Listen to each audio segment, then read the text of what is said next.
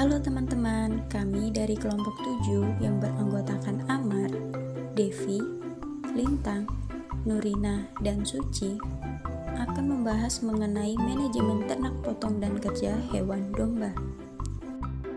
Kita menuju ke manajemen pakan. Pakan yang diberikan dapat berupa hijauan maupun silase. Hijauan ini dapat berupa rumput raja, rumput kodot, limbah jagung, dan lain-lain. Rumput tersebut dimasukkan ke dalam mesin cooper atau mesin cacah. Pakan tersebut juga dapat difermentasikan untuk pasokan makan di hari-hari selanjutnya. Pemberian pakan dapat diberikan sebanyak 2 kali sehari. Hal ini bertujuan untuk memberikan kesempatan domba dapat beristirahat dan untuk memamah biak. Manajemen perkandangan. Kandang yang digunakan adalah kandang panggung.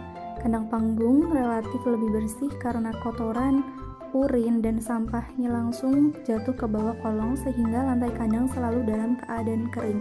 Kemudian menggunakan konsep kandang head to head atau kepala bertemu kepala. Sistem perkandangan ini disebut kandang terkoleksi, yaitu merupakan sistem kandang yang memanfaatkan seluruh potensi yang ada di ternak. Kita mulai untuk manajemen kesehatan. Yang pertama adalah pemotongan kuku. Jadi pemotongan kuku ini menggunakan 3 alat, yaitu gunting, renet, dan juga alat kikir. Gunting ini digunakan dengan gerakan mengiris. Nah, kemudian renet ini digunakan apabila masih ada cekungan pada kuku. Ini untuk membersihkan cekungan-cekungan pada kuku. Nah, kemudian untuk alat kikir ini apabila dinding kuku ini masih tampak tebal, maka perlu dikikir atau dihaluskan dengan alat pengikir kuku. Kemudian manajemen kesehatan berikutnya yaitu adalah pencukuran rambut domba. Ini dimulai dari badan, kemudian ke bagian ekor atau ke bagian belakang, lalu terakhir ke bagian depan atau bagian kepala. Nah, selanjutnya adalah pemandian domba. Jadi pemandian domba ini di kalangan masyarakat luas, memandikan domba ini merupakan hal yang tidak wajar. Bahkan banyak peternak yang jarang memandikan ternak dombanya ini semenjak lahir sampai dewasa. Padahal memandikan domba ini memiliki banyak sekali manfaat. Di antaranya yang pertama yaitu adalah domba menjadi segar. Kemudian yang kedua terhindar dari penyakit kulit dan kuku. Kemudian yang ketiga mempercepat birahi, dan yang keempat adalah domba menjadi tidak bau. Nah, untuk alat-alat yang digunakan dalam memandikan ternak domba ini adalah sampo atau sabun batang, bisa juga menggunakan sabun cuci piring. Kemudian yang berikutnya adalah sikat, kemudian selang air.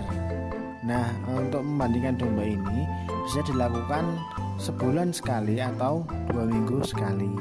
Nah, tahap terakhir yaitu adalah disirami dengan air untuk menghilangkan sabun-sabun tadi. Berikutnya adalah obat Verdex 100. Ini untuk merangsang pertumbuhan ternak, disuntik di bagian paha tepat pada bagian otot daging.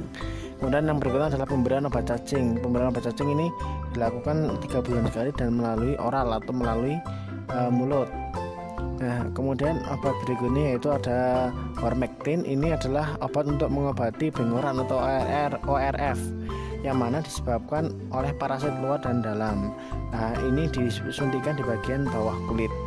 Biodin ini adalah sebagai penguat otot, mencegah kelumpuhan, dan juga sebagai daya tahan tubuh ternak terhadap penyakit. Nah, ini disuntikan di bagian paha. Ada manajemen breeding. Pada sebuah peternakan domba, manajemen breeding dilakukan tidak hanya dengan asal-asalan saja. Domba betina yang dikawinkan harus sudah cukup umur atau dewasa kelamin agar dapat menghasilkan sel telur. Pada video ini, manajemen breeding yang dilakukan secara kawin alami dengan bantuan manusia. Tanda dari domba betina yang sedang birahi apabila dinaikin oleh domba jantan, domba betina diam dan tidak berontak.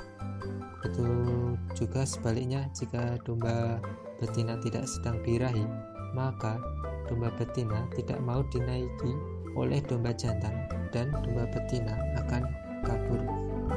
Manajemen limbah. Pembersihan feses dan urin dilakukan sebanyak 2 kali sehari, setiap pagi dan sore hari. Feses dan urin dapat dijadikan sebagai pupuk organik sehingga dapat meningkatkan pendapatan peternak. Menurut Prasetyo 2016, feses domba segar mengandung unsur nitrogen sebesar 0,6%, fosfor 0,6%, dan kalium 0,3%. Sedangkan urin domba segar mengandung nitrogen sebesar 2% dan kalium 2,3%. Berikut adalah sumber video yang kami gunakan. Semoga video ini dapat bermanfaat dan thanks for watching.